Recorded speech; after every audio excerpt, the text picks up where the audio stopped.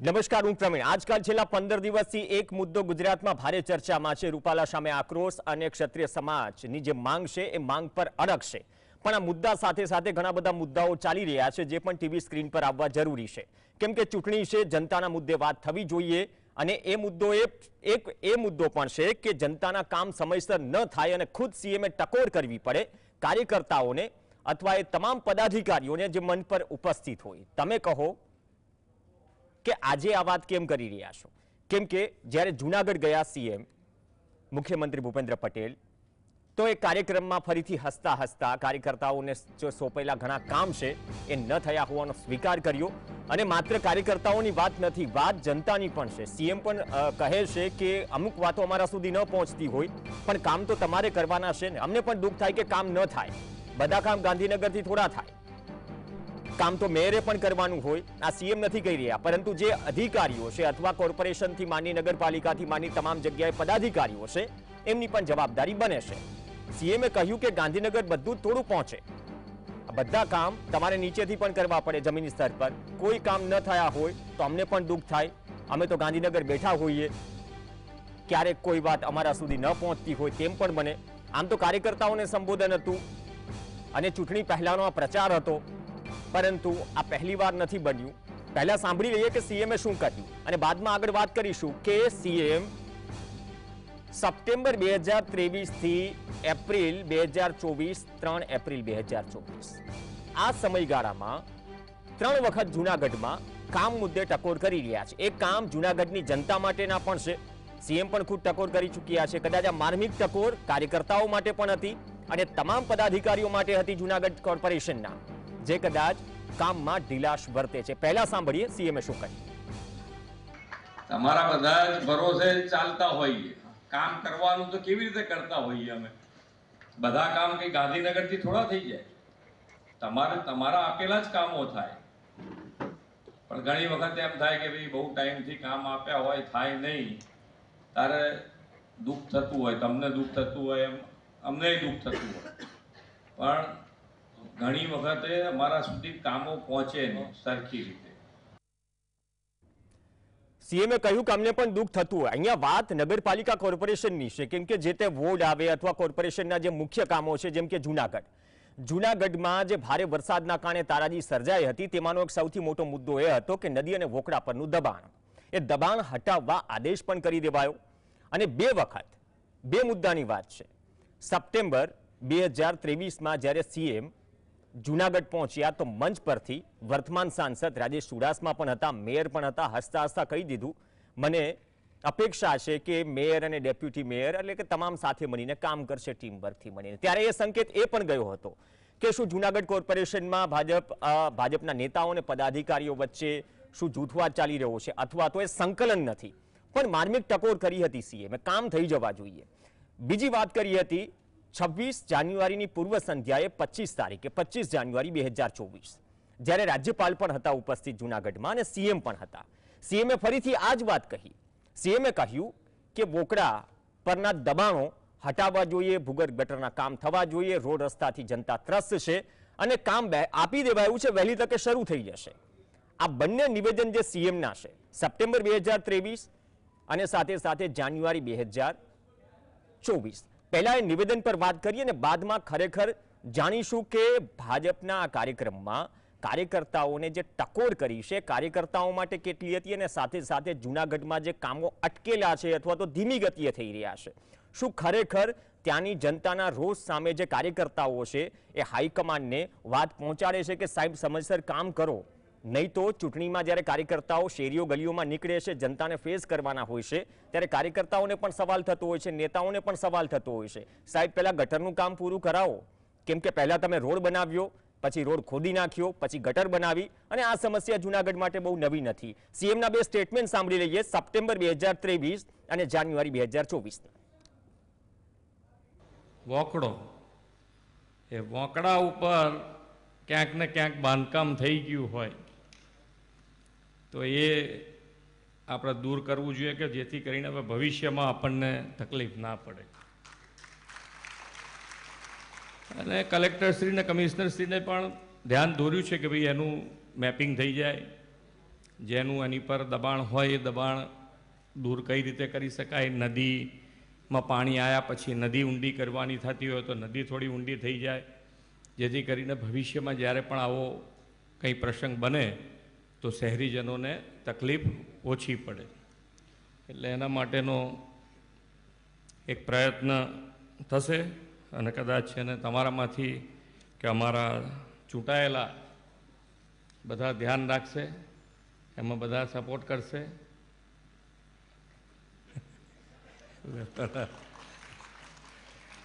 આ તો મેયરશ્રીનું જ ધ્યાન રાખવાનું છે. આપણે તો કીધું મેયરશ્રીને ડેપ્યુટી મેયર ને બધા કરશે.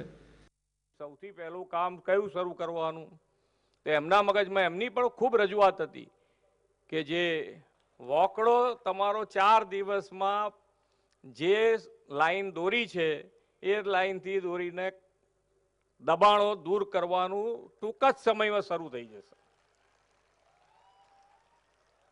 સાથે સાથે જે નદી ઊંડી કરવાની છે એનું કામ પણ અપાઈ ગયું છે. એટલે બંને કામ સાથે પેરેલલ તમારા ચાલુ થાય એનું ખૂબ તમારા અહીંયાથી ટીમ જે આપણી બેઠી છે એ બધા અમારા સરકારી અધિકારીગણ બધા એકમત થઈ અને આ કામ શરૂ કરવા જઈ રહ્યા છે. એટલે ખૂબ સારી રીતે જુનાગઢનું ડેવલપમેન્ટ થાય એના માટેનો પ્રયત્ન છે. 2 વસ્તુ આપણે બધાએ ધ્યાન રાખવાની છે કે ભાઈ આપણે જે પણ કામ થાય એ કામ વ્યવસ્થિત થવું જોઈએ. ક્યાંય હલકી ગુણવત્તાવાળું કામ નહીં ચલાવી લેવામાં આવે. જમીની સ્તર પર જઈશું, પણ એ પહેલા આ તમે જે 2 સ્ટેટમેન્ટ સીએમને સાંભળ્યા, એક વાત બહુ કોમન હતી, વોકડો મેપિંગ થયું છે ત્યાં નદી ઊંડી કરવાની, દબાણો દૂર કરવાના, અને બીજી વાત એક કોમન એ હતી કે ભાઈ આપણે તો કહેવાનું છે, બાકી તો મેયર અને ડેપ્યુટી મેયર અને કામ તો એમને કરવાના છે, કરશો ને. માર્મિક ટકોર હતી સીએમની, અને સાથે કહ્યું કે એકજૂટ થઈને કામ કરવાના છે. આ 2 વખત મેસેજ અપાયો મંચ પરથી. હવે આ બંને જે ભૂતકાળમાં સ્ટેટમેન્ટ સીએમએ કર્યા છે જૂનાગઢમાં જઈને આજે ફરીથી આજનું સ્ટેટમેન્ટ સાંભળી લઈએ તો તમને થોડો તાગ મળી જશે કે 4 કે 5 મહિનામાં સીએમ ખુદ ગંભીર છે આ મુદ્દે કે વાતચીત થાય અથવા તો કામ થાય, પરંતુ શું સીએમની શિખામણ ત્યાંના નેતાઓ અથવા તો ત્યાંના પદાધિકારીઓ સંકલનના કે જૂથવાદના અભાવે ઝાપા સુધી જ માની રહ્યા છે? આજનું સ્ટેટમેન્ટ સાંભળીએ, તમને તાગ મળી જશે. તમારા બધા જ ભરોસે ચાલતા હોઈએ, કામ કરવાનું તો કેવી રીતે કરતા હોઈએ અમે. બધા કામ કઈ ગાંધીનગરથી થોડા થઈ જાય.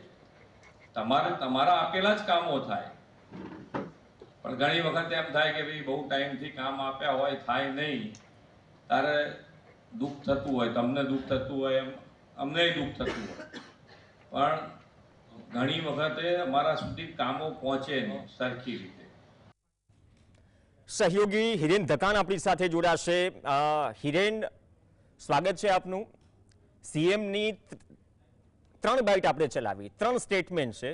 સપ્ટેમ્બર મહિનો, જાન્યુઆરી મહિનો એક જ વાત કરતા દેખાય છે કે નહીં, અને દુઃખ થાય છે કે સંકલનથી કામ કરો. માર્મિક ટકોર હતી, પણ કહી દીધું. મંચ ઉપર ડેપ્યુટી મેયર અને મેયર અને રાજેશ ચુડાસમા પણ હતા, કોર્પોરેશનના તમામ અધિકારીઓ પણ હતા.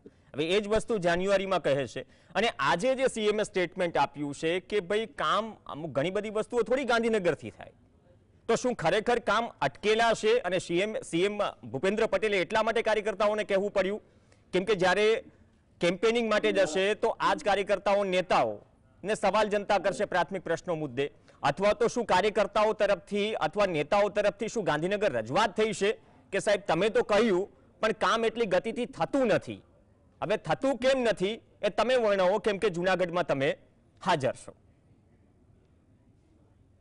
જી પ્રવીણ, ચોક્કસ જણાવી દઉં કે જૂનાગઢમાં ગત સપ્ટેમ્બર માસમાં, જાન્યુઆરી માસમાં અને આજે એપ્રિલમાં સીએમ 3 વાર જૂનાગઢ આવ્યા, અને ચોમાસામાં જે દુર્ઘટના બની ત્યારબાદ સીએમની આ 3જી મુલાકાત છે. અને દર વખતે વોકડા મુદ્દે સીએમ ટકોર કરે જ છે, પરંતુ ક્યાંક ને ક્યાંક જે ગુજરાતના નાથ કહી શકાય જે મુખ્યમંત્રી છે, મુખ્યમંત્રીની ટકોર બાદ પણ જૂનાગઢમાં જે જોઈએ તેવા વોકડાના દબાણો છે તે દૂર કરવામાં હજુ આવતા નથી. અને જે દબાણો છે તે નાના મોટા કાચા પાકા દબાણો હતા તેને દૂર કરી અને સંતોષ માની લેવામાં આવે છે. આજે વધુ એકવાર સીએમએ ટકોર કરવી પડી છે કે તમામ કામ છે તે ગાંધીનગરથી નથી થતા, લોકલ લેવલે કામ થવા જોઈએ. મહાનગરપાલિકાની પણ ખૂબ મોટી જવાબદારી છે, પરંતુ જવાબદારો જે મનપાના જે શાસકો છે તે ક્યાંક ને ક્યાંક પોતાની ફરજ ભૂલી અને જે બાંધકામના ધંધા સાથે સંકળાયેલા લોકો છે, બિલ્ડરો છે, તેની સાથે સાંઠગાંઠ કરી અને અમુક જે બાંધકામો છે તે ભાજપના નેતાઓના જ છે. તેના કારણે ક્યાંક ને ક્યાંક જે દબાણો છે જોઈએ તેવા દૂર થતા નથી. તેના કારણે સીએમએ અવારનવાર ટકોર કરવી પડે છે. આ ખૂબ જ ગંભીર બાબત કહી શકાય, પરંતુ જુનાગઢ મનપાના પદાધિકારીઓ કે શાસકોના પેટનું પાણી પણ હલતું નથી અને જેના કારણે હવે ચોમાસાને ગણતરીના દિવસો જ બાકી રહ્યા છે, 2 થી 2.5 મહિના બાકી રહ્યા છે. ફરીવાર આવી દુર્ઘટના થશે તો જવાબદાર કોણ? પણ હિરેન, આમાં શું જૂથવાદ છે? કેમ કે સીએમ એકજૂટ થઈને કામ કરવું છે. સીએમને ખુદ મંચ પર આવીને જુનાગઢમાં કહેવું પડે તો એકજૂટતા ક્યાં નથી? શું એ વાત પણ ઉપર ભલે અમુક વસ્તુઓ ન પહોંચે, પણ અમુક વસ્તુઓ તો કોંગ્રેસ કે ભાજપમાં હાઈકમાન્ડ પ્રદેશ નેતૃત્વમાં પહોંચતી હોય કે અહીંયા તકલીફ છે, તો ખરેખર શું બે જૂથમાં વેચાઈ ગયા છે કાર્યકર્તાઓ, પદાધિકારીઓ, કે સીએમને ટકોર કરવી પડે? અને બીજી વાત એ પણ મહત્વની છે કે જ્યારે વિરોધ પક્ષનું વિરોધ હતું જુનાગઢ કોર્પોરેશનમાં, એ જ્યારે લઈ લેવાયું ત્યારે પણ ઘણો બધો વિવાદ થયો હતો. તો આનો મતલબ તો એમ થયો કે જુનાગઢમાં તો વિપક્ષ હવે જનતા રહી. જનતાનો શું અભિપ્રાય છે? એક તો રોડ રસ્તા અને ગટરના કામકાજ, કેમ કે ધોરાજીના કારણે ધોરાજીની સાથે સાથે જુનાગઢ પણ બહુ વિખ્યાત છે આ બધી વસ્તુમાં છેલ્લા 4, 6, 8 મહિના કે 1 વર્ષથી. તો ખરેખર જે ફાટા પડી ગયા છે અથવા તો અંદરની ખેંચતાણ છે એના કારણે કામ નથી થતા અને નારાજગી આ ચૂંટણી સમયે બહાર આવવાની છે લોકોમાંથી, એટલા માટે ફરીથી સીએમએ ટકોર કરવી પડી. જી ચોક્કસ પ્રવીણ, કે જુનાગઢમાં ભાજપમાં જે મહાનગરપાલિકાના શાસકો છે તેમાં જૂથ હોય તેવું સ્પષ્ટપણે જોવા મળી રહ્યું છે. કેમ કે જુનાગઢ ભાજપના જે ધારાસભ્ય છે તેઓએ પણ વોકડાના દબાણ મુદ્દે રજૂઆત કરી હતી. બાંધકામની મંજૂરી છે તેમાં ખોટી મંજૂરી આપી દેવામાં આવી છે તેવી ધારાસભ્યએ ફરિયાદ કરવી પડી હતી, પરંતુ ત્યારબાદ કોઈ કાર્યવાહી થતી નથી. ધારાસભ્ય છે જે ભાજપના છે તેઓ ફરિયાદ કરે છે અને બીજી તરફ જે મનપાના શાસકો છે તે ક્યાંય કોઈ કાર્યવાહી કરતા નથી, જેથી કહી શકાય કે એક તરફ ધારાસભ્ય ફરિયાદ કરે અને મનપાના જે પદાધિકારીઓ છે તે તમામ મુદ્દો છે તે દબાવી દેવા માંગે છે, જેના કારણે જુનાગઢની પ્રજાને ભોગવવાનો વારો આવે છે અને પ્રજામાં ભારોભાર રોષ છે. કેમ કે જુનાગઢમાં છેલ્લા 4-5 વર્ષથી ભૂગર્ભ ગટરની કામગીરી ચાલે છે, પાણીની લાઈન નાખવાની કામગીરી ચાલે છે, ગેસની લાઈન નાખવાની કામગીરી ચાલે છે. તમામ રસ્તાઓ છે તે તોડી નાખવામાં આવ્યા હતા, અમુક રસ્તાઓ રિપેર થયા છે, હજી ઘણા રસ્તા છે તે તૂટેલી હાલતમાં છે, જેના કારણે પ્રજામાં ભારોભાર રોષ જોવા મળી રહ્યો છે અને આ જ કારણે કદાચ મુખ્યમંત્રી આવી ટકોર કરી હોય તેવું પણ અર્થઘટન કરવામાં આવી રહ્યું છે. એક નાનો સવાલ એ પણ કે હમણાં આંકડાઓ આવ્યા કે 26 સાંસદો જે દેશની સૌથી મોટી પંચાયત સંસદમાં બેસે છે એમાંથી એકાદ સાંસદને બાદ કરતા કોઈએ જે ફંડ મળ્યું છે પોતાના વિસ્તારમાં પ્રાથમિક સુવિધા અને વિકાસના કામો માટે કોઈએ પૂરતું ફંડ વાપર્યું નથી. જૂનાગઢની પણ આ સ્થિતિ છે, કારણ કે રિપોર્ટ કાર્ડ સાંસદનું પણ ચર્ચા છે. ચોક્કસ હાલ લોકસભાની ચૂંટણીના પડઘમ વાગી રહ્યા છે, ભાજપે ઉમેદવાર પણ જાહેર કરી દીધા છે, પરંતુ જે સાંસદ છે તેનો જે જુનાગઢ સિટી ઉપર જે વોલ્ટ હોવો જોઈએ તે ક્યાંય જોવા મળતો નથી અને જે જુનાગઢના સાંસદે જુનાગઢ માટે રસ દાખવવો જોઈએ તેટલો રસ નથી દાખવ્યો. પ્રજામાં પણ સૂર ઉઠી રહ્યો છે. જુનાગઢમાં જે હાલ રેલવેનો મુદ્દો છે તે પણ ચર્ચાના ચકડોળે છે. જુનાગઢ સિટીમાંથી જે ટ્રેન પસાર થાય છે તેને મીટર ગેજમાંથી બ્રોડ ગેજમાં રૂપાંતર કરવામાં પણ ખૂબ જ મુશ્કેલીઓ પડી રહી છે. આવા અનેક મુદ્દે સાંસદ સામે પણ સવાલો છે તે જુનાગઢની જનતા ઉઠાવી રહી છે. જી ઓકે, ધન્યવાદ હિરેન સમગ્ર અપડેટ બદલ. તો સીએમએ ફરીથી પ્રચારમાં કાર્યકર્તાઓને કહેવું પડે કે ઘણી વખત અમુક વસ્તુઓ ગાંધીનગર સુધી ન પહોંચતી હોય, પણ જે કામો છે ઘણા બધા કામો તમારે પણ કરવા પડે અને સતત સીએમ ભૂપેન્દ્ર પટેલ જૂનાગઢમાં જઈને આ કહેતા આવ્યા છે અને ઇનડાયરેક્ટલી એ માર્મિક ટકોર કરીને મેસેજ આપવાનો પણ પ્રયાસ થઈ રહ્યો છે કે એકજૂટ થઈને કામ કરો.